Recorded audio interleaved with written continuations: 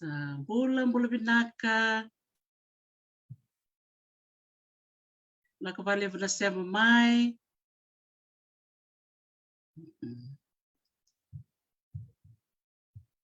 Okay.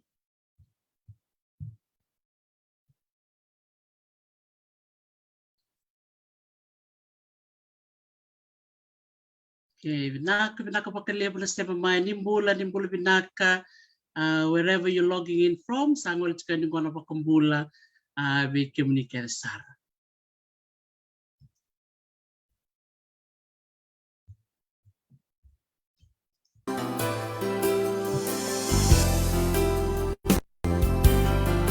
Loma loma na tomba vakaloloma, iko kina na vei matangali roka, endomoni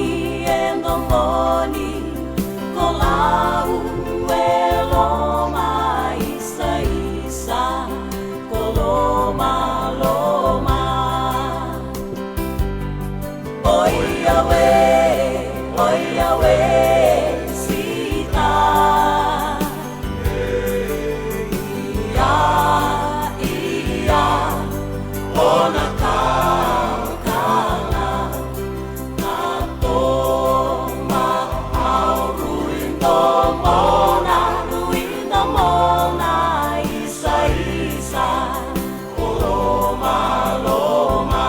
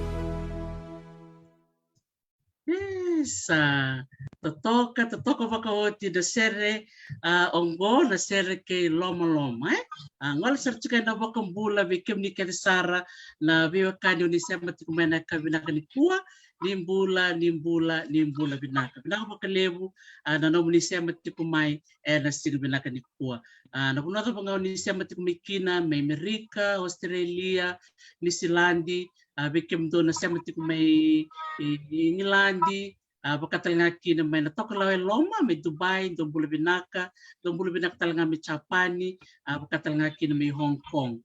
Bikim di talaga na siya matik may biti, waktulo sa katiko na bindel niya utong bukit Sara, na nonda biya Sara may biti, nitaka ni marutaka na ituwa sa beauty ko, na sino Vinaka ni Puhay, na may bital no tiko kina, kena doon na nonda marama bulangi do kay, o klani bunga be kemnio ni sa ready kwa taliti ko ngai na mona liba o ni sa ready kwa taliti ngai na retio yalo da maruta ka ni metiko pa ki kenda na kabini pua na ngone lewa ni bono malabu o Liliana Pareti Warid Metsara bakambula sarangubwa, malo ang bula Liliana. Malo bula, OG. Vinaka levu. Thank you for the invite. Bula Vinaka, malo bula, kemdo kede, do sema chikumai, kemdo naturanga na marama, da robo, ngonia lewa, do bula Vinaka kede. Yes, thank you so much, Vinaka Vakalevu, for accepting the invitation. Liliana, for to join me on this program. I know you've got lots of fans as well, and friends and classmates and cousins who are watching in today, wherever you're from and wherever you're logging in from. I'm sending a warm aloha to you all and warm malombula to you all as well. How are you feeling tonight, Liliana? Very good, thank you. Very good. I'm glad Monday is over. Monday is the most challenging day of the week, but feeling very well. Thank you. Yes, you've got anything interesting planned for the week?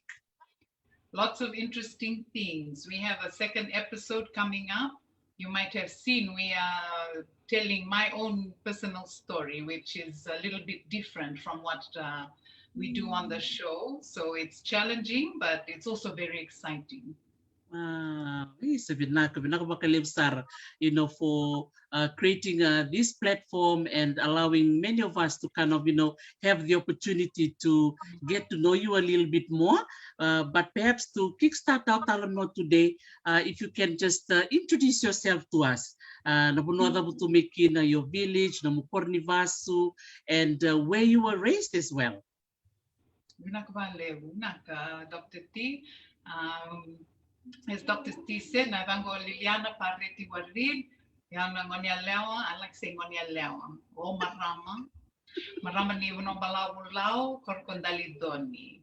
Na tikino mo levu, awasui kambara, na keleanga kambara. Na marama na tinango Olivia Mavoa, ko waskalinga I uno balawu, mai loma loma. Na turanga na tamango o Huli Pareti. O Huli Pareti o koe ngone ve tamai samisoni. Akila kim prosa sotan deko te ke samisoni Pareti. Nona time kasi ve longuta. So Huli Pareti turanga na tamangu o koe wasu I wano balau talinga mai sawana. So ando kachiko I'm 200% Lawan. 200% through and through. Kito le va no yung kasi tondua. And only girl, boss girl. Tolu chiku na nganengu, ko terabia o sitiveni, o ko chiku ma Ingilandi, sa vidan beka na paki bo, sa o china, sa ruo sa ngopuro beka na paki bo, no chiku ma Ingilandi, na British Army, o terabiko o Julian, chiku ma Australia, Brisbane. Rochik na Lubena, Rochik na Lube City, Ro na Lube Julian. O ngoni tondu o Jeremy Fonolahi. O koe ngā chungoi suwa, te ke nā Rochik wali inambua. Ina nito wali inambua.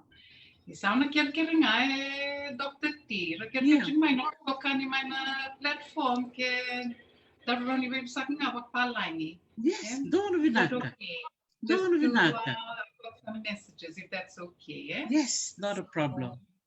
Yeah, so that's my family, three brothers, sorry, I'm the eldest of four, and I'm from Bulawawu. I was just saying to Dr. T that both my grandparents from my maternal and paternal side are also from Lau.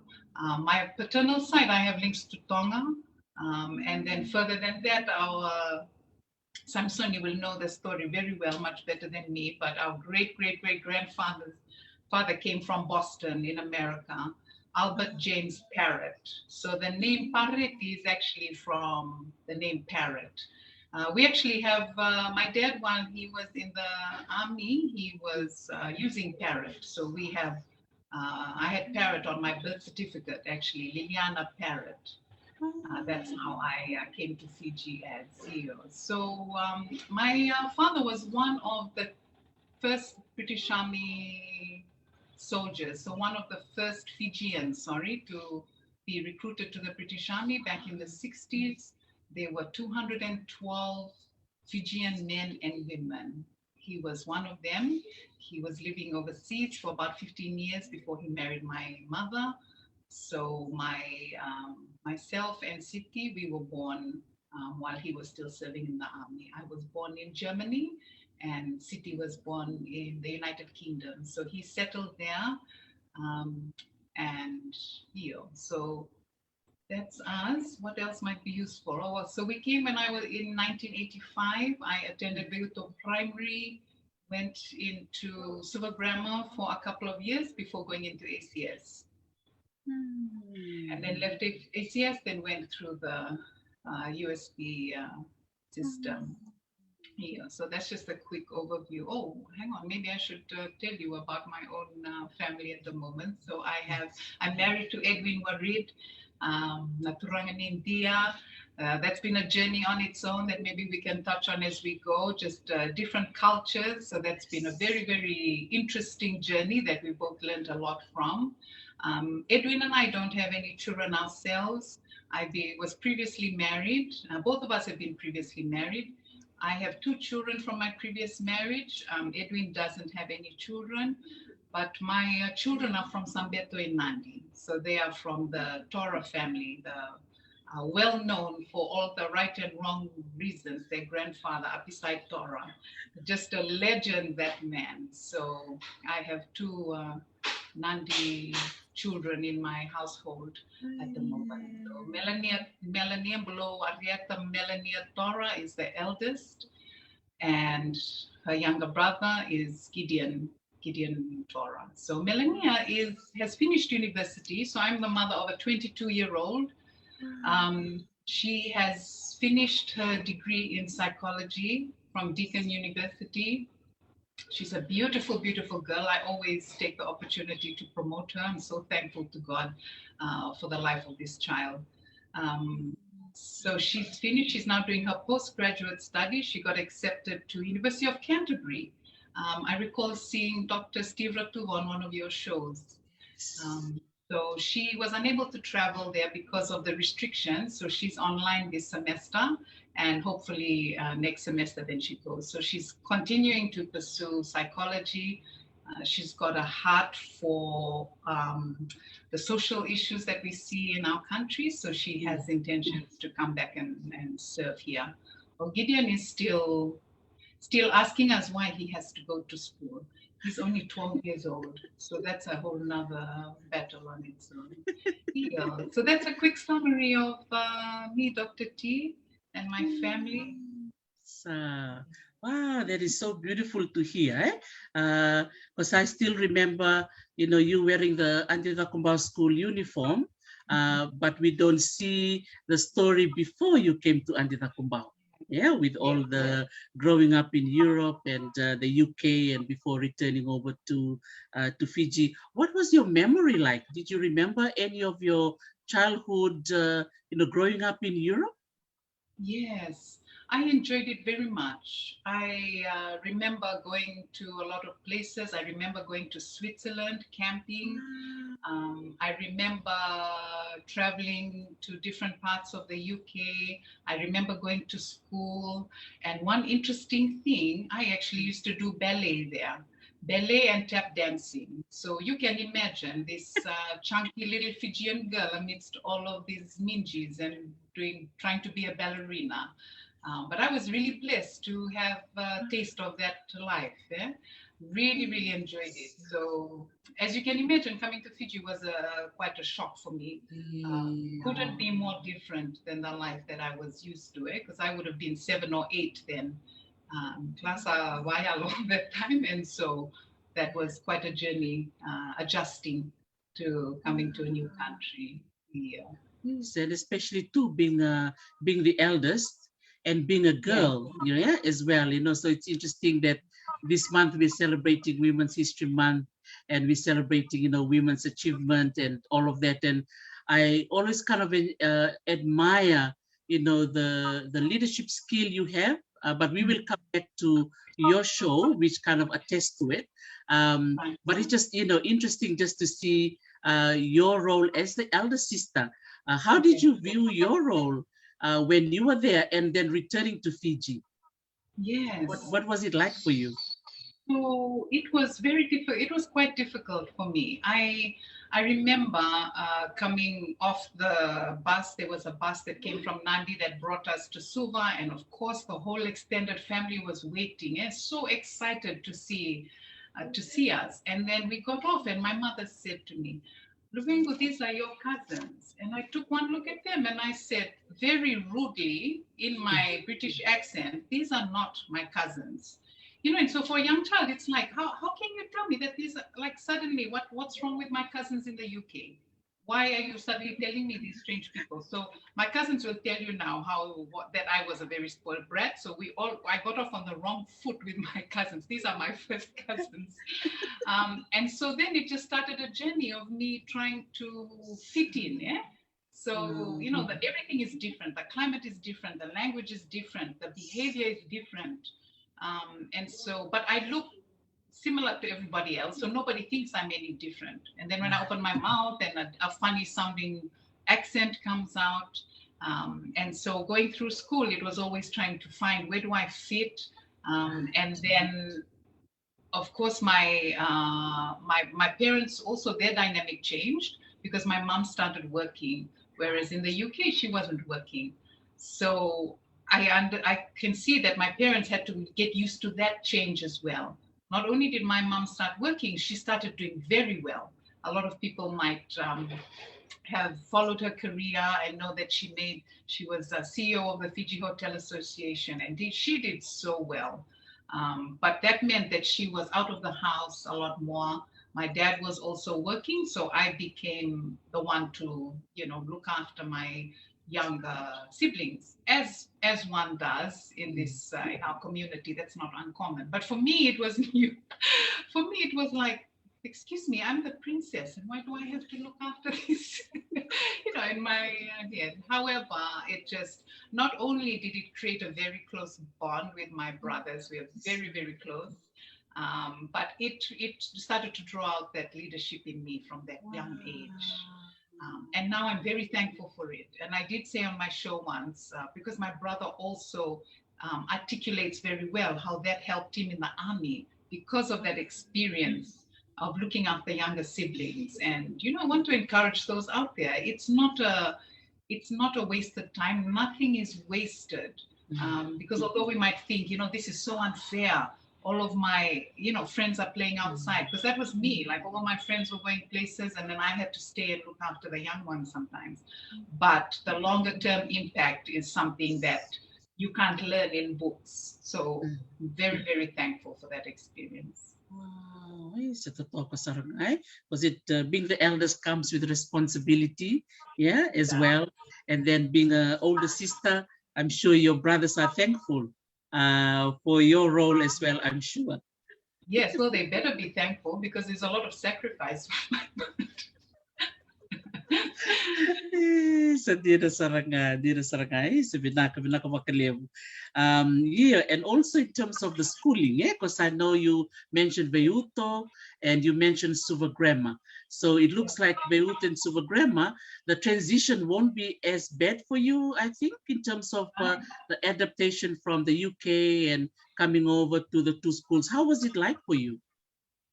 No, it was, I suppose it was hard, but I didn't realize just how different until I went to Sawani. You know, so by the time I went to grammar, I thought, okay, now I'm sort of kind of fitting in. You know, I have a group of friends, I'm understanding the language a bit better and the nuances, but then everything turned upside down again when I was shipped off to Sawani.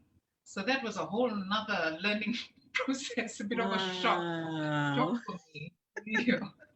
I heard the story about the wedding. It seems like the wedding is like your favorite? Favorite. Now it's my favorite.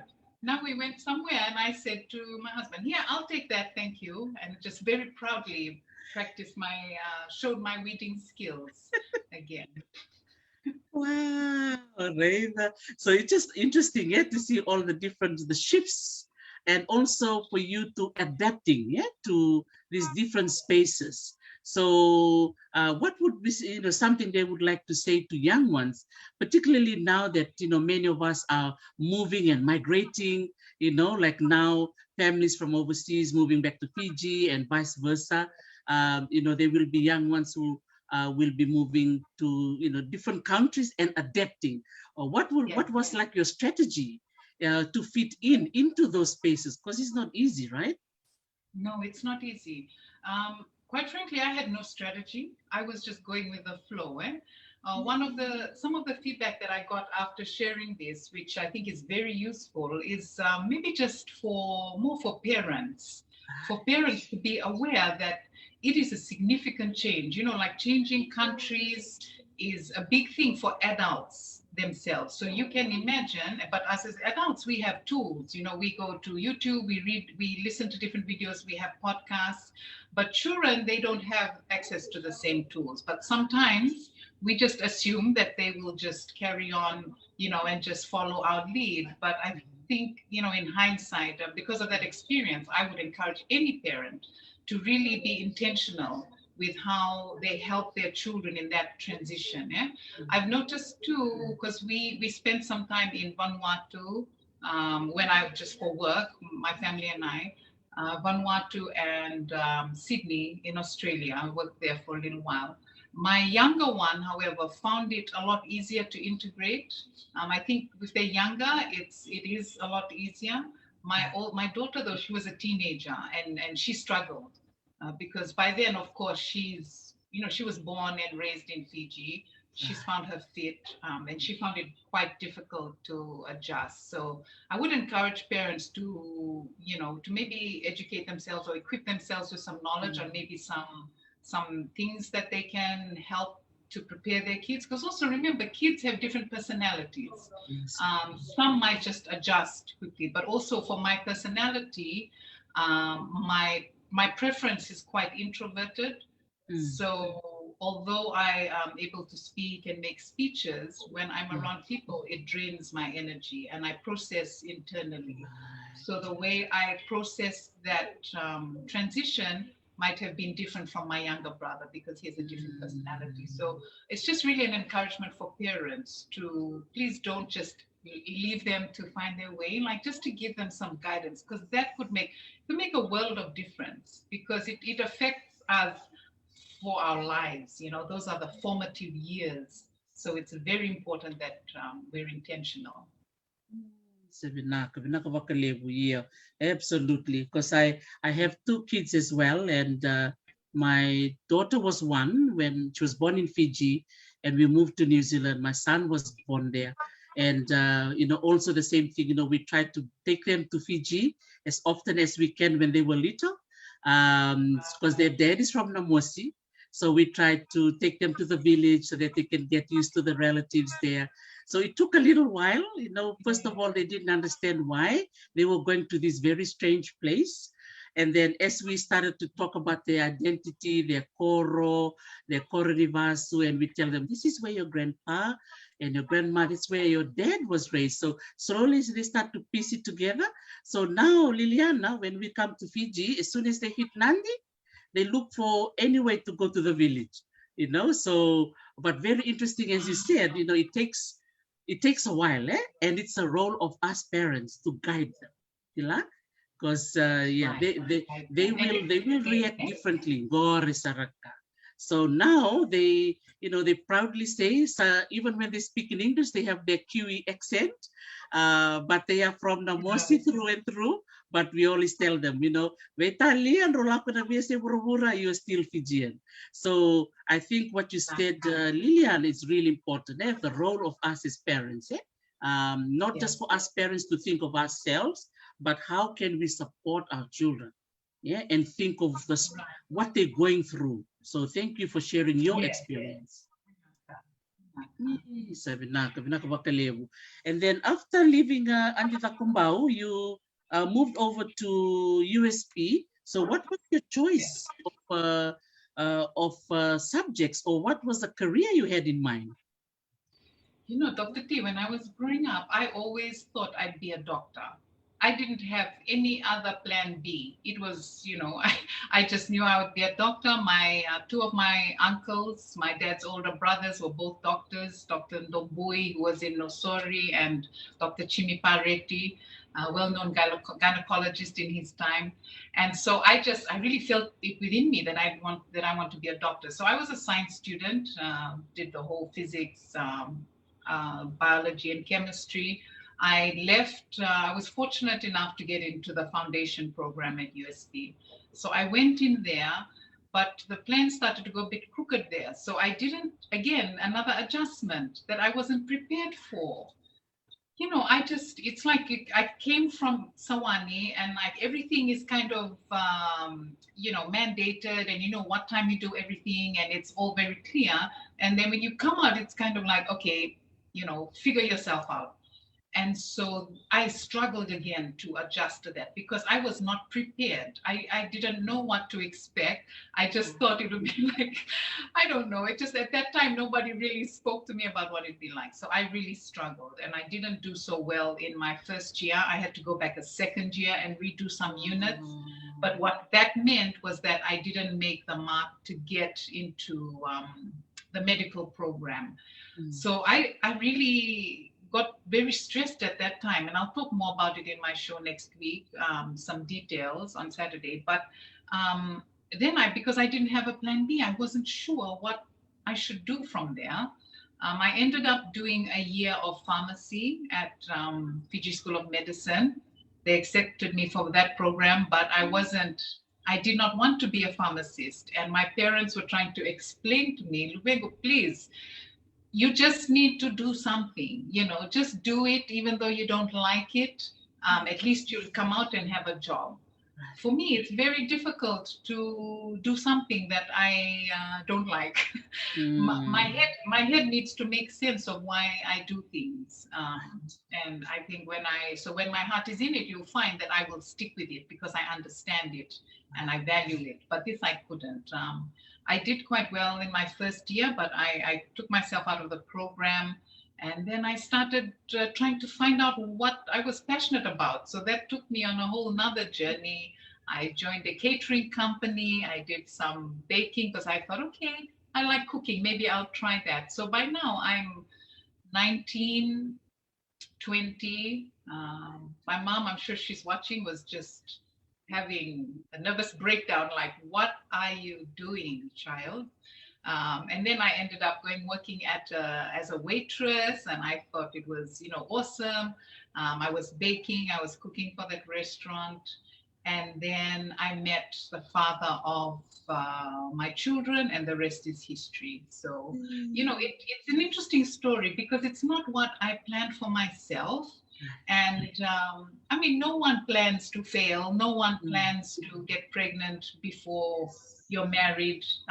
But, sometimes that happens. And I like telling my story, even though it's a little bit of an upside down one, because I love to encourage people that just because sometimes life doesn't go the way we expect, it's not the end.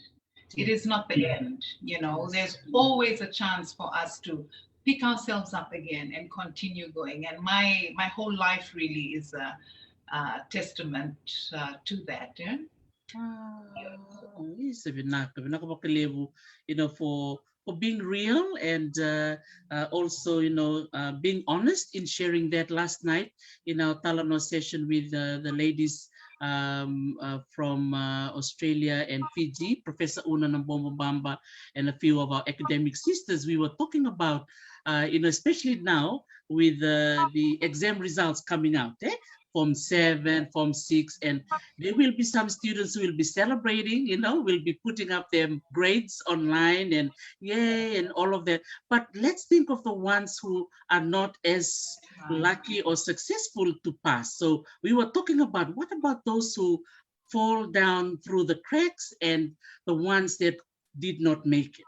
So it was really interesting. I really like what you said, that, it's okay to fail. At the end of the day, we're all human beings, and we deserve to have second chances.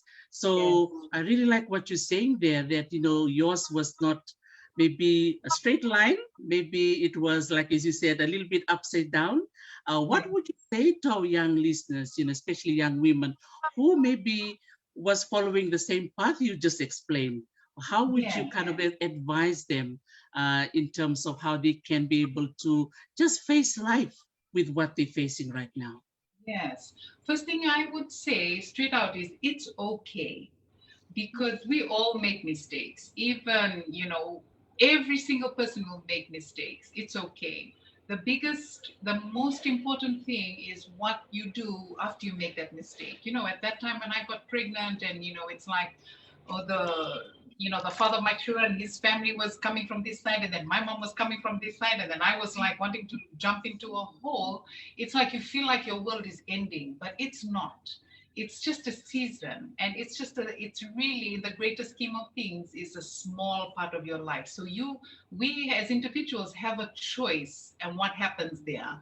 And unfortunately, we tend to listen to voices that make up our minds for us. Yeah? I don't think we have any excuse in this day and age, because we have access to so much information. When I reflect on my journey, one of the key things I pinpointed was the lack of information. So I was asking people who really didn't know the answer. I mean, hello, we're all a group of 20-year-olds, and then we're asking each other what to do when one gets pregnant. We have no idea. But we didn't have access to all of so readily accessible. And now it's just so easy to use Google. That time, internet was not really, we didn't have internet. We were still going to the library and flipping the encyclopedias. Remember those big encyclopedias, really? And so I want to encourage you, it's not the end. It's not the end. Go onto Google, go and find stories. There's so much material. When we equip ourselves with that knowledge, the knowledge is so powerful. Mm-hmm. And then I always encourage the people, the younger women that I work with, is remember that once you take in the knowledge, you need to put it into action. And that's, again, partly why the show is so important to me. Just knowing things is not enough. The challenge comes when you have to put it into action. That's when rubber hits the road. And that is what will make all the difference. So it's okay. If Liliana can do it, anybody can do it. And people have got worse of stories than me and have become so successful. So be encouraged. It's not the end of the world at all. Dear Nasaraga. And it's just interesting, what you were saying, you wanted to be a doctor, and just the journey you just shared, now you mentioned that you were, doing catering and waitressing. And I'm sure your mom was going through, looking at you as the eldest. Very interesting how you're looking at job versus passion. Yeah. So that is interesting, yeah, when people just tell you, just find a job, go and study, but then deep down, you are trying to find something that is fulfilling. How did you kind of eventually navigate that space, Liliana? Yes, and you raise a good point, Dr. T, because I really feel like that is one of the root causes of the problems we have in our society today. It really is. We put so much pressure on our children to just go and just get that piece of paper. We don't care whether they like to do it or don't like to do it, or, my own experience has taught me that there is so much more to life than a piece of paper. Yes, it is important, absolutely. But pushing our children into these spaces, and I won't say that my parents pushed me, but generally, right, there's an expectation that you just finish school, you go to university. Yeah? Mm-hmm. Now, I've learned in my journey that, and one of the places, I might bring this in at this point, because my faith is a very big part of my life. It is my God is my whole life, really. Everything, like he's, rescued me, he's restored me, he's just, done so many miracles in our lives. And what I found is that in all of us, we have that gift and that treasure. But we need to put ourselves in places where that comes out. And it's very difficult because the society is expecting you to be one thing and pushing you into one direction. Now, it requires courage and bravery for you to be able to stand firm in order for you to find your path, right? And I always, when people ask me how I got to where I was today, I don't have any other answer but God. And people might not like it. People want to say, but what else? And I say, there is nothing else. Really, there is nothing else. There is no book. There is no something that I can put it down to, but it really is God. So I don't have any other advice but to get yourself into a community where God is, because it was the church that really started. Even after that, I went back to university and I still didn't know what my passion was. But it's not until I had the opportunity to get into a church that really brought that out. We have an opportunity to serve in church. You know, and when we do that, we have an opportunity to try different things in the church. And I feel like the church is a great safe space where we can nurture our children to bring out those passions. So my advice for young people is to find a safe space, preferably, because that works for me, so that's what I can talk to, preferably a church, because then it's based on a foundation that is true. God's word works, God's word never lies, and you cannot go wrong. I have read many books. I've read books about psychology. I've read, you know, I don't know whether you remember this book, The Secret, that came out. This book. Well, yeah, I'm like studying it and all. And then, you know, when I came back to God, I thought, oh my goodness, just so simple. But that's what I want to encourage people to do. Find a church. If you don't have a church and you're in Fiji, please message me. You are welcome to come to our church. And that is a safe space where you can not only be restored and healed and find your relationship with God, get people to walk alongside you, but I promise you, it'll be a place where you're able to bring out what that purpose is, where you have an opportunity in a safe place. That's important. I keep on saying safe because that's important, because our world is very unsafe, and you will have people speaking into your life that don't want the best for you. So yes, that would be my advice, Dr. T. Oh, Vinaka, vakalevu. Well, spirituality is key, to opening up so many more opportunities that you'll never ever imagine. Right? Sometimes we just kind of restrict ourselves, but you don't realize that when you have that spiritual journey, it's amazing. Yeah. I always say to people, that's my superpower. What? That's my superpower, the Holy Spirit. Vinaka superpower, right? Di na to Liliana. And you know, you are evident of that, and you are very vocal about it. And just to see you grow, you know, especially in this space with your new show that you're doing, you know, it's touching so many people's lives in so many different ways. So maybe we can segue now into your, your show, that one that you're doing right now. How did you come up with that, you know, just to take that courage or take that step to say, I'm going to do this? What kind of motivated you, or what were the factors that created you or the space for you to do your show that you're doing right now? Is it Liliana and Friends? Life with Liliana? Right. Okay. One thing I just want to say is, like, for this show, it's really an overflow of what I do normally in my everyday life. It's not something that's out of my nature. My husband and I are very involved in church, and we are involved in pastoral care, which of course is spending time with people. And I am a very practical person. My dad was very much like that. So especially when I hear messages, when I hear podcasts or lessons or even church sermons, my brain is always thinking, how can I practically apply this? Because then if not, I find it useless listening to things where I can't practically apply. So over the years, again, being in the church, I was able to surround myself with like-minded people. You know, we talk about the scripture, iron sharpening iron. So I found my tribe, if you like. Different seasons, you'll have different tribes, because I always say to people, you level up. And so don't hold on to things too tightly. Don't hold on to friends too tightly.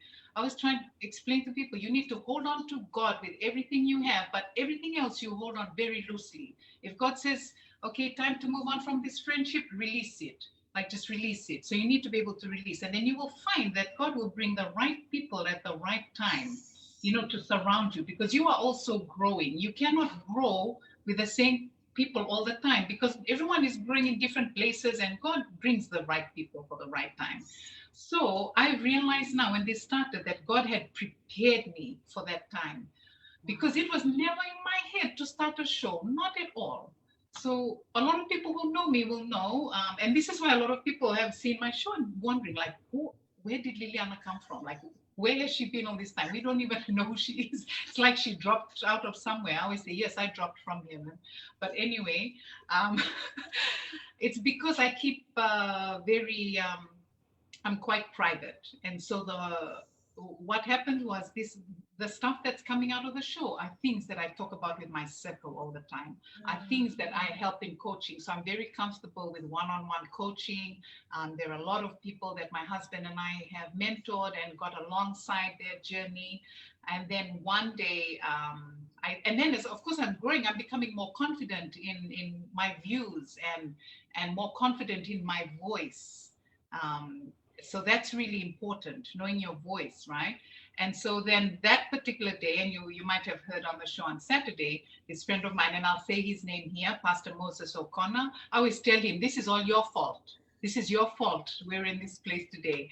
He challenged me. He said, and it was just coming into the first season of COVID. He said, these are some great thoughts. And he's always, people have met him will know that his mind is always seems to be 2 seasons ahead of everybody. Wow. And he had already identified the fact that we will need to be doing more things online, training online, all of this stuff.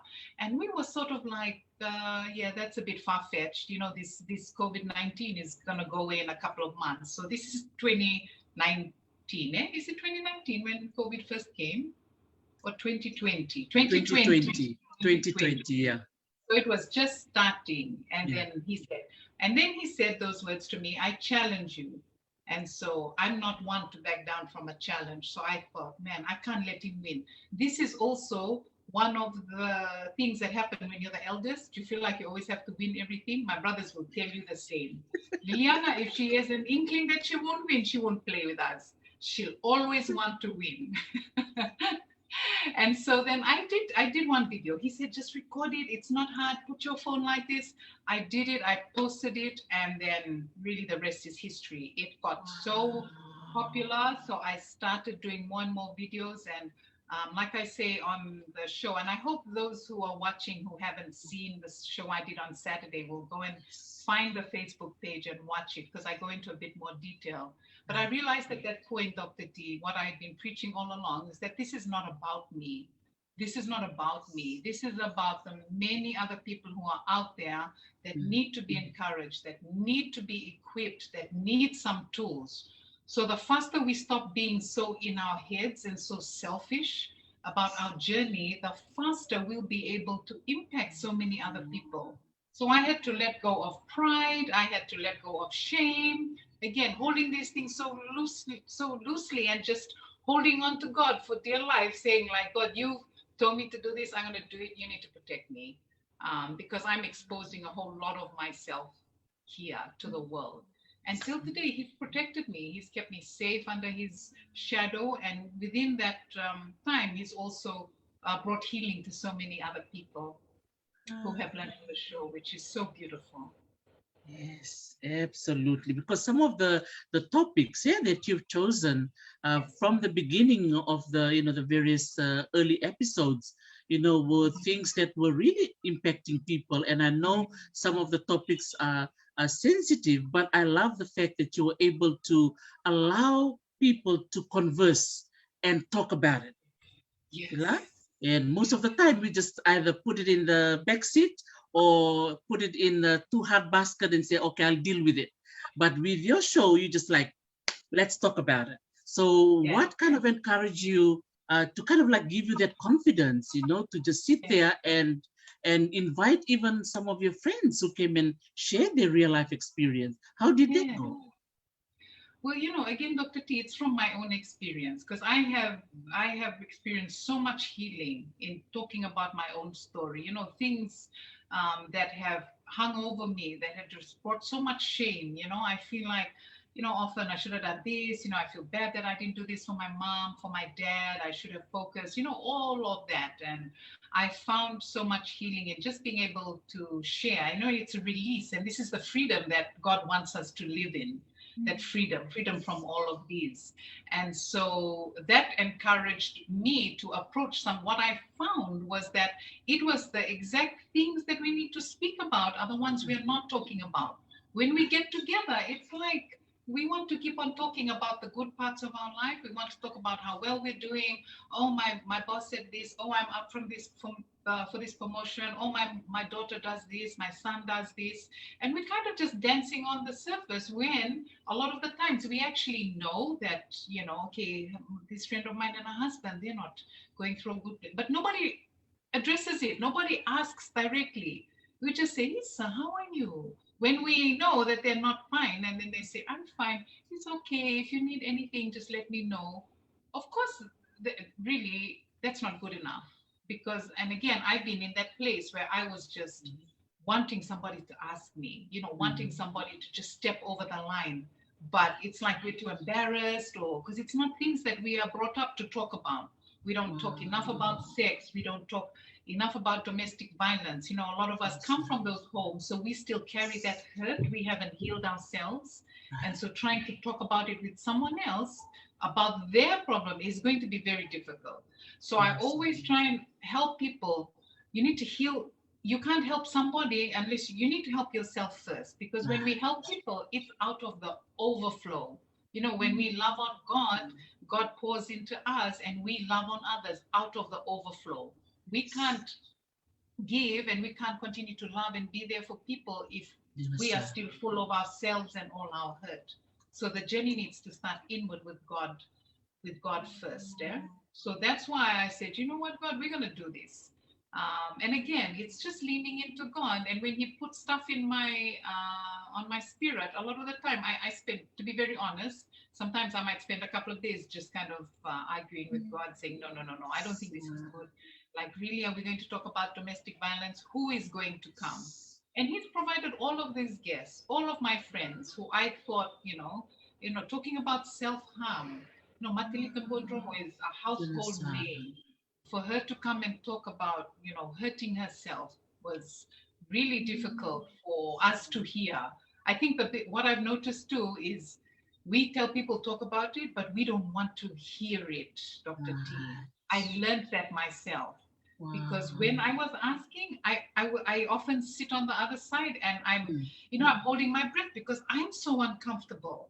I don't want to hear that my friend is cutting herself, and I don't want to hear that my friend is, pulling his wife's hair, and, it's really difficult. So we need to overcome that in us in order for us to bring out those important conversations, to bring healing and light.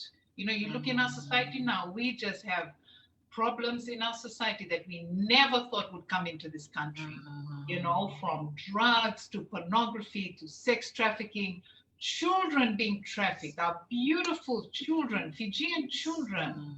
What is this coming to? And we need to talk about it. So I said, well, Lord, if there's, and again, this is a safe platform. I approach my shows very prayerfully. I don't just stumble into the show. I take at least half the day before it, just sitting in quiet and just, doing warfare and just protecting the people who are speaking out, making sure that the Holy Spirit is in our voices and just taking control of everything. So I really believe that it's not my platform, it's God's platform, Dr. T.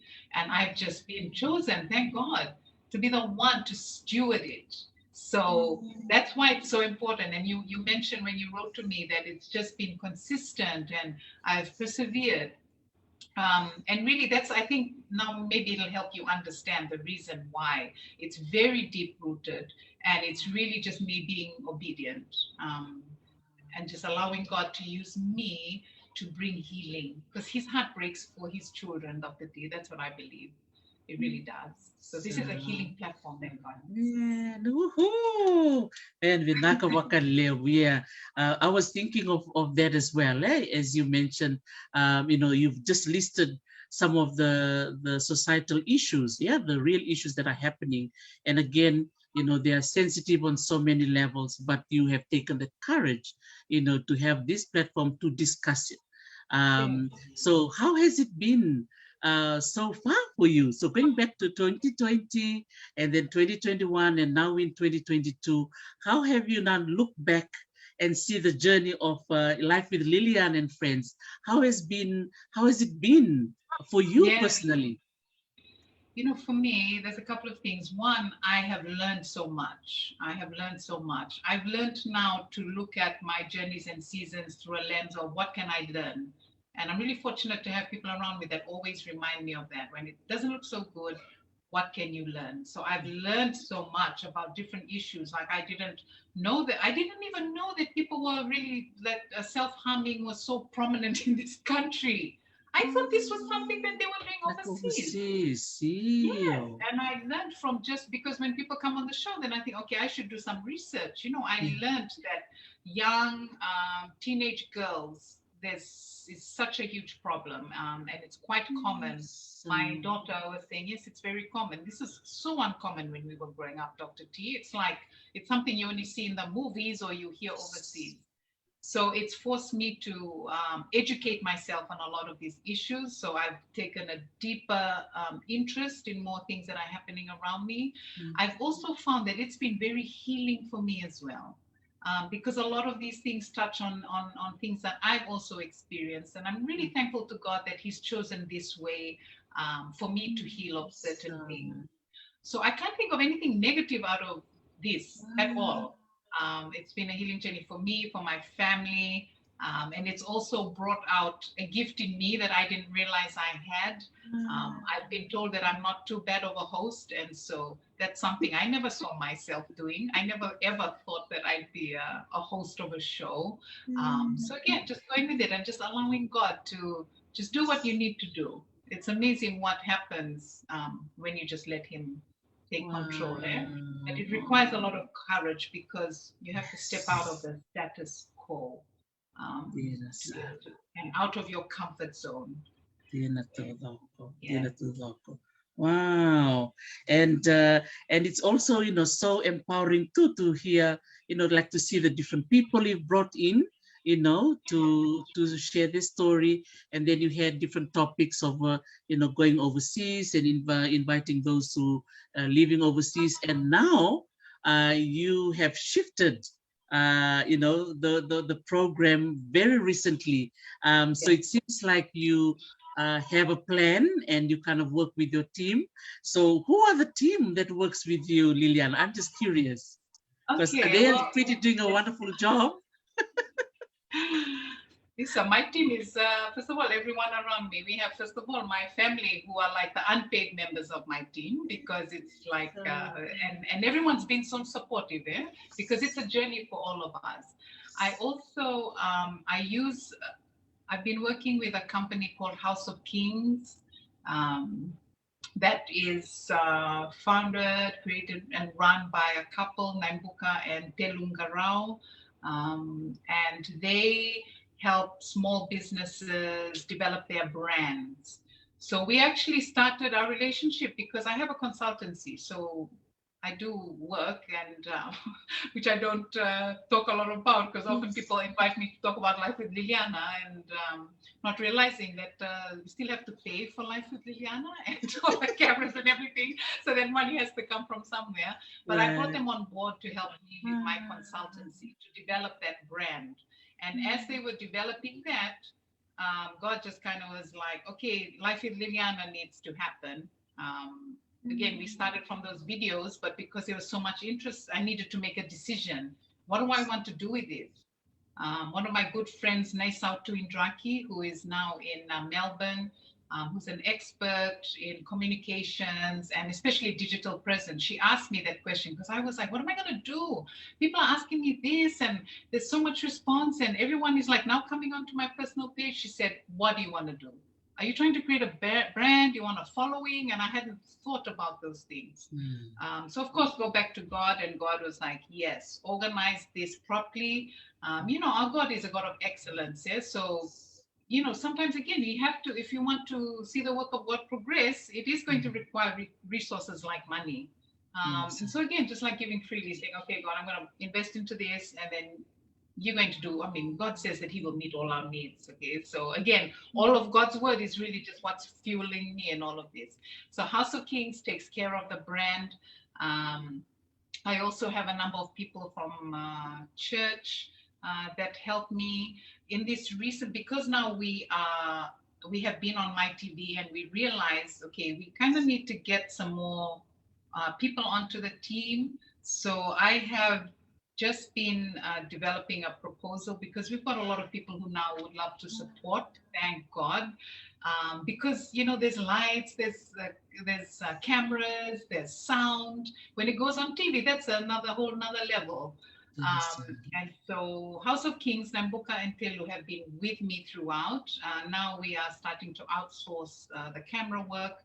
I also have Felicia Tuiloma, who's a very close friend of mine, going to work with me on a media plan. So all those little things that need to be in order for the show to come out. A lot of people, even I didn't even realize it requires so much. And then you need graphic artists and people who can put videos together. I've started a public page just to continue the backstory to Life with Liliana. And I went and said, I'm going to be doing vlogs, everybody, so follow this page. Oile, I had no idea how hard it is to do a vlog. I'm asking my son, you mean to tell me I have to take like 10 videos and then join it together and add music? He said, yes. And I was like, oh my goodness, who has the time to do that? And I was like, okay, well, I've already said it. I better figure it out very quickly. But that's been, walking on this journey too has been like a lot of just trusting God. We face a problem of thinking too much about things, and then thinking about the risks, and then thinking about all of this, and we don't actually get things off the ground. Sometimes my team, Buka and Telu, sometimes get a little bit annoyed with me, because I'm just like, let's go. Let's just do it, and God's going to just put things into place, and he has. So I also want to encourage people, if you have got something on your mind, please don't wait. Don't wait. It's given to you for a reason at that particular time. Don't think too much about your resources. God is going to bring that around you. Just do it. Sayaw, right there. That's from Bonombala. Where? Just do it. Just do it. Like, ameda iafika nga. Ameda iafika nga. I really like what you said there. Don't overthink it, and just keeping it simple. Simple. That's very true. It's like the more educated we get, the more complicated everything has to be. Just, you need to talk, open your mouth and just talk with the words God has put in your head. Saranga. Absolutely. Yes. So just keeping it simple, keeping it real. And I think that's something I like about your show too, Liliana. It's just you. Yeah. So when we listen to you, and when we hear your voice and what you're sharing, it's your story, right? And it's not from somebody else's book. It's what you go through, what you experience within your own circle. So is that something that you plan to do in the next couple of months or years to come? Yes. I'm very conscious of, I touched on this earlier, of what my voice represents. Yes. That's so important. And when you say that I'm being me, I don't know how to be anything else. And I guess in my journey, I've become very secure in my identity in Christ, Dr. T. That's an important first step. You need to be secure in who you are. Your identity is everything, because then it becomes so much easier to be courageous. It becomes so much easier to keep on going when people start questioning and saying, why are you doing this, and does this really work? It becomes easier to shut out that noise, because you know who you are. And I know that I am the daughter of the King of Kings. I know that there are only good plans for me, and I believe it. So if I didn't have that foundation, that would have been quite difficult. If you don't mind, I just wanted to just talk a little bit about this voice, Go because for this is it. a very important part of the Yes. show, which I try and bring out. And so, just to set this up, I just want to share very quickly a short Yes. verse from Ecclesiastes. Mm. It's in Ecclesiastes 7:1, and it says, "A good name is better than fine perfume." A good name is better than fine perfume. Um, in Fijian, and I like the way it's written in Fijian, it says, "Savinaka na yata e rongo vinaka, kava na ilungutale." Savinaka na yata e rongo vinaka, kava na ilungutale. And I just, when I hear that, and Dr. T, this is so important, because I think we don't place a lot of value on our voices or our names. And sometimes it's the way to, sometimes with the way we are brought up, we are not valued. Like we talked about these many issues, our children are not being valued, so they don't understand this. But when I think about a good name, like I think about you, Dr. T, and when I hear your name, Tarisi, every time I'm going to hear that name now, Tarisi, I will associate it with class. I really feel like you're classy, you speak so well, you represent indigenous voices in so many ways. We don't know each other that well, but already those are some of the things that I associate with your name. And so we can easily think of like people like Martin Luther King, straight away it makes us feel a certain way, but then we think of Osama bin Laden, it makes us feel a different way. And so we talk about, the scripture says, a good name. That's so important. A good name is better than fine perfume. And so I always think about, what do I want my name to represent? And I would love, and the reason why, the show is the way it is, I believe that it's important. I've talked about this as we went along, that I want to equip people. I really believe in the whole concept of giving a hand up and not a hand out. And sadly, the culture that we're in, I mean, we often talk about, we have this entitlement kind of culture.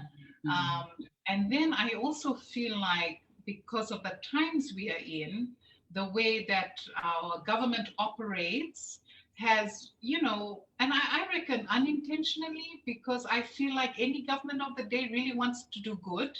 I really feel like you come in because you want to do good. But because of, I don't know why, but then we have so many handouts. We've got free education now. We've got a no repeat policy in schools.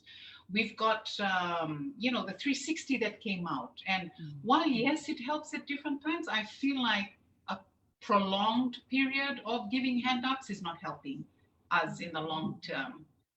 The handouts, sorry, yeah? So we keep on, we talk about, teaching a man to fish and giving a man a fish. And that's so important. So on this show, I always aim to give people a hand up by equipping them with that knowledge, because then there's so much power in knowledge for themselves. So when people hear my voice or hear my name, I would love for them to feel that surge of confidence. Not a confidence in me, but a confidence in themselves. Yes, I can do this. Yes, I'm equipped. I don't want people to become dependent on me, but yes, they have that in them. Now, all of us, so again, I often think about how can I represent that well. And I love just to finish off from that verse and just the comparison to fine perfume. When you think of fine perfume, it's expensive, it's rare. And one thing I've noticed too is fine perfume is long lasting. Like you put a drop of that Chanel perfume, it lasts a long, long, long time. So it's very unique. And so a good name is like that. A good name will travel through the generations. It will travel through the generations. And so it's important that we think of our names like that, Dr. D, because I don't want my grandchildren and my great-grandchildren for people, to say that, I'm their grandmother, and they'll be like, oh no, they have a feeling like Osama bin Laden. My grandfather was a government minister, Chanaki Mavua, my mom's dad. And I didn't know him that well because he died shortly after we came back from the UK. But every time somebody meets me and then someone might say, oh my goodness, it's like I'm the best thing since sliced bread. You know, just his reputation, just his name, I benefit from. And I think it's important. We need to think generationally. We need to think with an eternity mindset. That's the power of a good name. And thankfully, it's within our control to manage that good name. And so I want to really just, encourage people. Let's think about that. Whether you're on a TV show, whether you're at home caring, a homemaker caring for children, or whether you're a senior executive, or whatever it is that wherever you are, let's think about our names and what does that represent and what legacy do we want to leave behind. Yeah. So I wanted to just mention that because that's very, very important for Life with Liliana, our heart behind everything we do. Yes, when you mentioned your grandfather, Chonati Mavua, was fortunate, Liliana, to visit your Koronivasu in Nekeleanga. I was there for how many weeks? I think 6 weeks. We were on the island of Kambara, and I remembered when we first arrived to Nekeleanga to do our sewu sewu, your grandfather's name was being mentioned all the time, and we were staying in a way your mom's family was in Nekeleanga, and it was really, really special. I think it's in every opportunity I met with some of your bumbu, your pu, some of the ladies, in the koro, they keep mentioning it. So there you go. So I totally believe what you said. Yes, and thank you for what you represent also, Dr. T. Vinaka vakalevu. Wow, beautiful sharing, Nunguleo. And I really like what you said there. Be secure in your identity, and as you said, be secure in your identity in Christ, and that is something you own, right? You own it and you believe in it, and that is what your show is all about. Yes, absolutely. Oh man, Vinaka vakalevu. And I also love the fact that you said that this show is not about me, it's about other people. I really love the fact that you actually think of those who are listening in, those that are being impacted in a positive way through your messages. So in the months and years to come, what are your plans that you're rolling out? I know I love the one interview on Saturday with Margaret with Sao. It's really nice that you are now on the hot seat. What made you do that pivot or that change, Liliana?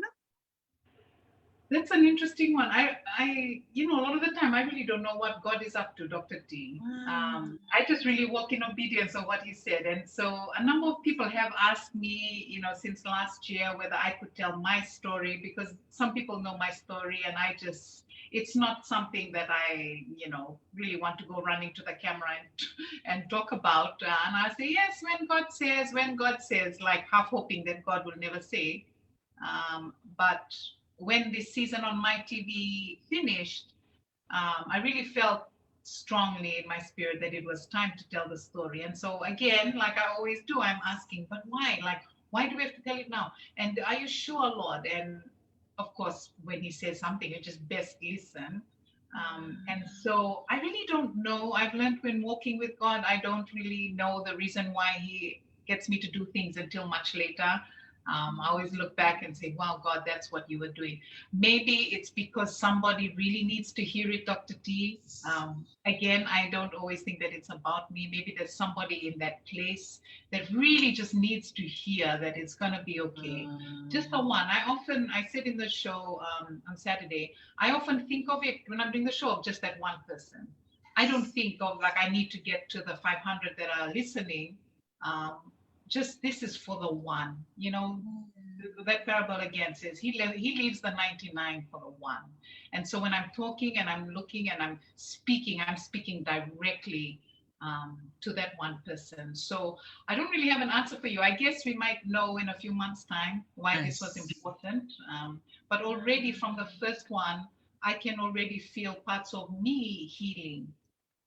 Because it's the first time for me to share it. God doesn't just do things for the sake of doing it. I spoke through a lot of things that were quite difficult to go through, were quite sensitive. I like to think that I represented it well. My mom hasn't given me her feedback yet. You can always trust your mom to just give it to you straight. But yes, so really, we'll see what that is. So we're going to do it over 3 episodes. And then we are also preparing for another season, possibly on my TV. I found there's a very big difference though when you are on TV and you're on Facebook Live. I feel that there's a certain level of authenticity that comes through Facebook Live that doesn't always get translated into TV. Because TV too, you have to be aware of ad breaks, and so we're like right in the middle of a conversation, and then I have to say, okay, thank you, we just need to play, and it just kind of disrupts that energy. So that's a special skill on its own. But we'll see what topic God wants us to talk about. I really am just walking according to what He says, Dr. T. Isa, man. Isa totoo sarang Liliana. Marutak sarang bali when ano mo barita kamayain no the voice and the opportunity for your platform to address a lot of these sensitive issues. I take my hat off for you, Liliana. When I sit and watch and just listen to some of your episodes, it's so empowering. On so many levels, because I remember when I was studying at USP, I did sociology was my, I think maybe a minor. When you have a major and you have sometimes people do double major. So I think I had a major which was geography, and I had sociology. So I had lots of these sociological topics that we talk about. I've ended up visiting a lot of the, we went to some of the prison establishment. I've been to St. Giles a number of times, to do my my research. Even way back then in the 90s, we were talking about mental health. We were talking about some of these sensitive topics that a lot of people don't talk about. And I remember, if I can share a story, I don't know if Tupo Mayong is listening. She's one of our old girls in Sawani. We were in the same class, and I remember this class, sociology subject, and we were told to choose a topic that is facing the society, and I chose a very sensitive one. And Tupo wasn't sure. I remember her face. She was looking at me. She's like, "Teresa, are you sure? You want to take this topic?" And I said, "We've been told, to choose something, and this is real. Let's do it." And when I see you doing this show, and I'm like, man, you are so brave. And I remember that conversation I had with Tupo, and then to see you tackling that, on this kind of open platform, that's just amazing. And I just want to maybe speak on behalf of our listeners who are listening in, just to say Vinaka vakalevu to you, you and your team, out there for doing this. This is a show that we need, especially at this time. This is a pandemic, and we have to thank COVID-19, maybe, Liliana, that, we can use Zoom and things like this. What do you think? Absolutely. Thank God for COVID-19. Yes, absolutely. For this reason, of course, not for the, not for the...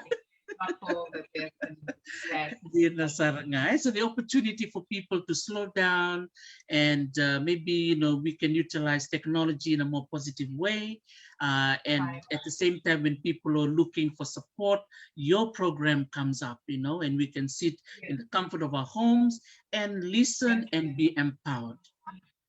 Yes. It's important too that we start opening up conversations, because when I'm speaking and having the interviews or conversations, it's really just one way. The last season, what we tried to do is create what we call watch parties, where a group of you watch together, and as soon as the episode finishes, you continue and have a discussion.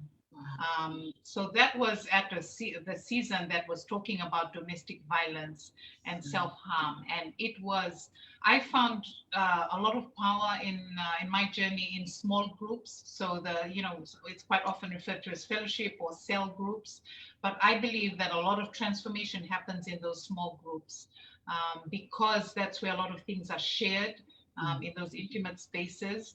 And so that's something that I need to work out how we can do better in the future, because again, it requires people to host it. It requires of their time. And at the same time, I'm trying to, I still have a day job as a consultant that I do. And so I'm working at the moment to my full capacity. So I just need, because I think that's essential. Like I had talked about before, it's not just knowing the knowledge, it's knowing how to implement it, because otherwise it's useless. It's just like education. There's no point in getting a gold medal and getting your degree or whatever if you don't know how to apply that in the practical world. Like, how are you going to build solutions for the nation or for whatever organization you're working for? And it's exactly the same with this. So what I hope to start to do more as we go into this year is set up those groups, so as soon as the show is finished, you have a group that you can attend and talk. So when we had those, they were very, very, they were quite emotional actually. So I have access to psychologists. A resident psychologist is Office 1. So she's always our go-to. We've had a lot of referrals. We've had a lot of people that have reached out to us to ask us, people who have been in violent homes, people who are struggling to cope. So we've directed to them, and then either she will work with them directly or she will connect them with someone. So that's an important next step that we want to do. And as we go on, I envision that we'll have programs. I envision that we'll have training programs and just build into that area. So that's what I can loosely see. How far ahead that is, I don't know. But this is only the beginning of these conversations. We haven't even scratched the surface. I can see huge potential, in this, and I'm sure a lot of young people, who look at you as a role model too. And again, this month we are celebrating our women, and you're one of them. And I'm so glad you came on this program. And every Monday, I run the Motivational Monday program, and that's why I deliberately put you on a Monday. To have that, to bring in people from different walks of life who can motivate others. And I know you have been doing that through your program. But coming to my program, it's really kind of, enlighten others who may be wanting to, come and listen into your program too. So for the benefit of those who are listening in, how would they listen to your program this coming Saturday? How would can they come on your Facebook page?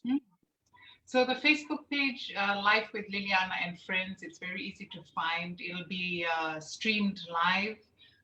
For those who don't have, or who have people that are not on Facebook, we also live stream through YouTube at the same time. Oh, nice. So you can also search Life with Liliana and Friends there. So we'll be doing that for the next few weeks. You'll get reminders. So very, very, again, keeping it very simple. It's very easy to find. So please go and like the page and follow so that you can get the updates. That's really important. You will also find a sister page to that, which is Liliana Pareti Warid. That is more like a public page. So what I am doing is sharing the journey of the Liliana behind Life with Liliana, because that's a whole journey in itself. There's things that this is just a show. Now, remember, like I keep on mentioning, I also have, I'm also a consultant. So I have work that I need to do. I also have sport that I'm committed to. There's also church, there's family, of course. Husband and wife relationships are always fun and adventurous. So my husband and I will be talking along those lines and how we cope with everything and how we adjust and just really sharing our lives as it is. This is like a good, bad, and the ugly. So don't expect me to be always wearing lipstick. Like today, I look like very decent. Expect to see videos of me complaining about making lunch in the morning. So you can find those if you like that sort of reality, you can also check out Liliana Pareti Warid page. Very good. Yes, and you mentioned about your husband, and I know he has been a wonderful support for you. What would you like to say to him? Oh man, what can I say to my husband? I think we better bring him onto the Life with Liliana platform when I finish my story, because this man, we've had quite a journey as well, and he has really been my biggest support. He's also the one that sometimes irritates me the most, like most husband, and when he gives me feedback, it's like, I don't know whether men realize that, to soften their words would really help. It's kind of like it just comes out just like that. And so it just hits my heart, but he's always giving me my feedback. He's always been so interested in what I'm doing. This season, actually, I mentioned on the show that I'm looking to go into politics. And so that's again, another story that, God had his hand over, but that's a huge journey for our family. It's not just a journey for me. It's a journey for my husband. My husband has been coming with me. And so he's Indo-Fijian, right? He's first of all had to adjust to the whole, way of Fijian life. That I've learned so much about our Indo-Fijian brothers and sisters, because they're very much focused on mother, father, siblings. Our family was a little bit like that, but I still have a huge number of cousins, and we're always talking and having tea and having lunches. He's not used to that. And so we brought these two different cultures, learning so much from each other. He learned so much about the importance of community from us. I learned so much about finances from him. And so we're going to come on the show and talk a bit about that. But yes, he comes to all of these things with me. He sacrificed so much for me, Dr. T. My career took us, like I briefly mentioned earlier, to Vanuatu when I was working for ANZ. And then I went and worked for Asian Development Bank in Sydney, took us there. And he has been really the primary caregiver for the children. And they're not his children, they're not his biological children, Dr. T. And so I just, I'm so indebted to him for so many things. Yes, we've had our challenges, which we'll be sharing, but when he watches this, Mr. Edwin Warid, thank you so much. He's going to watch the recording because he had to go out and do something, but you are appreciated and you are loved. Thank you, thank you, thank you very much. Just so lovely to have that support, behind the scene. And you mentioned your children, you mentioned mom and your siblings, and again, thinking of him, giving you, allowing you, for us as mothers and as wives, to have supportive husbands, to allow us to be who we are, especially in your space. Yes, and I like that you mentioned it, especially when we just celebrated International Women's Day, because we still live in, in Fiji, where it's very traditional, where there's a expectancy that the wife, even in this modern day, and it does take a lot. It wasn't an easy journey for us, because he had to come out of that mindset too. He had to be secure in his role, but it also took me just affirming him throughout it. That's what I've noticed. I've seen some of my friends who are working overseas with me at different times, like their marriages just break up because just cannot cope, with that transition. Very similar to what happened between my mom and dad. But you young children, young kids, please choose wisely your spouse. It's so important to to have a life partner like this. And I've learned, because I've been through a marriage very early and divorced. I'm so blessed to be married again to a wonderful man. So yes, it's been quite a journey, and we are looking forward to sharing our journey, because it certainly hasn't been rosy. But God does what he does, and there's been a lot of restoration and love in our family. Man, to talk about Kawati. To all our listeners, Rong Vinaka din na Vitanongo. I wish I can put another 2 hours to this, but But I will definitely, invite you back again, maybe after your next season, see how it goes, and we can just have a short Talanoa and just to kind of like reflect on how did it go, and if there's some lessons that you've learned from that. So Vinaka vakalevu. So those of you who are listening in, make sure you go to Liliana's page, Life with Liliana and Friends, on Facebook, and she will have her program on Saturdays. Is at 8 o'clock, Liliana? 8 p.m. Fiji time. Yes, that's right. Okay. All right. Okay. So there you go. So rara maningolangan na na page o Liliana, Life with Liliana and Friends. So it won't be. I know many of you already following. If you haven't, please kerkere laksarkin. Tambak sari berimba. So just do one like and you can follow what Liliana has been doing so wonderfully on this digital platform. Liliana, before we finish, anything else you would like to share or any other important points that you were thinking to share tonight, if you still yet to share, you can share it now. No, I think that's all, Dr. T. I think everything that God wanted me to share, I've shared, and I probably remember an hour later, but I've learned that everything that was meant to come out just came out. If it didn't, God just said, Vinaka. I thought you said you're going to sing to conclude that Talanoa. Well, you played the beginning, so now I can't sing. I told Dr. T viewers that I will sing. Don't worry about looking for the song, but she just politely pressed play, so I got the message. next month. So before we finish, I'll just give you this very remaining few minutes to acknowledge maybe those who've held your hands. I know you've got a long name, but anybody want to do any shout out to? This is your moment before we say goodbye.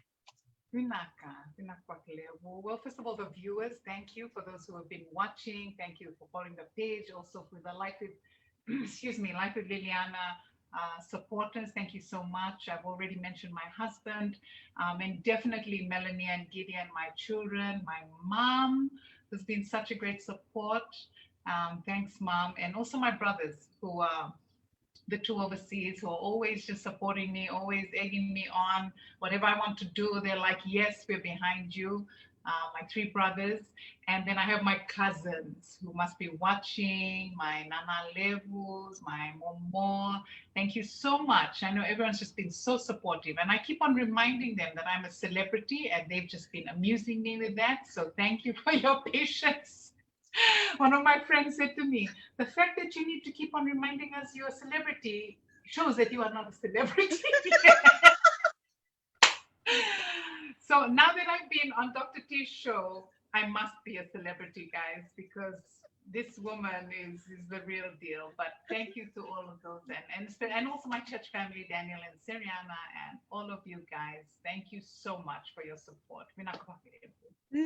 So Liliana, from all of us, thank you, Malo vakalevu. Nanamusile tu nanamungona ni kuwa kila ni maramos also. You're such a busy lady, but I was so happy when you accepted our humble invitation, floating across the Pacific Ocean from Hawaii to beautiful Fiji. So thank you so much, and thank you for being an inspiration to many of us. And of course, we are celebrating International Women's Day and Women's History Month. So definitely our Talanoa tonight will inspire so many more women out there who are listening, so many of our fans, and to all our supporters. It's just so nice, that we can, as Maramaniviti, we can be able to own these spaces, and use these spaces as safe spaces for sharing. So from all of us, Loloma vakalevu be off to your beautiful family, and we'll definitely be in touch. Vinaka vakalevu, Dr. T. And I wanted to say, just before you cut me off, is that you are an inspiration to so many of us.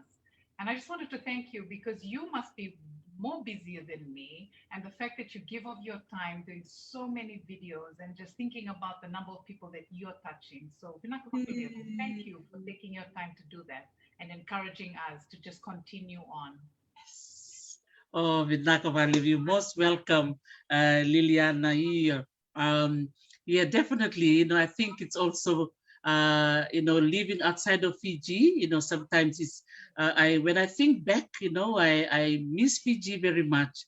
And living overseas makes me think of Fiji much more, deeply. And I always feel that, this is my little bit I can contribute back home. And, with all this storytelling, and I love to do for little children, that's sort of something I'm planning to do next month. I'll be doing just some tukuni, just some legends from different parts of Fiji. So I will, share that on my platform. And just, maybe I think it'll be just once a week on Sundays, where we'll just travel around Fiji and just share a little bit of some of the story just for children, especially those of us, and for people like you too, who was born in Germany, lived in UK, and you always want to have that connection. Sevada Lilian. Yes, I was just going to say I will be dialing into that as well with my son and my daughter. That would be very useful. Yeah, no worries, sister. Take care, and Vinaka vakalevu for everything. So keep doing what you're doing, and we will be watching. I'll see you on Saturday. Vinaka. Good night. Okay, mwade, naka Liliana, mwade. Totoko whakaoti, Me kemni na sema tiko meni kosa. Rom vinakandina na Talanoa ke Liliana Pareti Warid. Totoko whakaoti na ni rome viwa state ko ni kua. E na nona me waseti ko koe na nona program, ni nona program na Life with Liliana and Friends. E chiko na nona tagani biaba na Facebook. Chiko talaga na nona YouTube channel. Kaya kau ni binakata mo ni bako muri ko ni wal sare na nona tagani biaba Life with Liliana and Friends on YouTube and Facebook. Asava mo di chika ni vikem ni todok Sara. You enjoy the rest of your week. Sa lolom sartia ni may Hawaii ni mode man.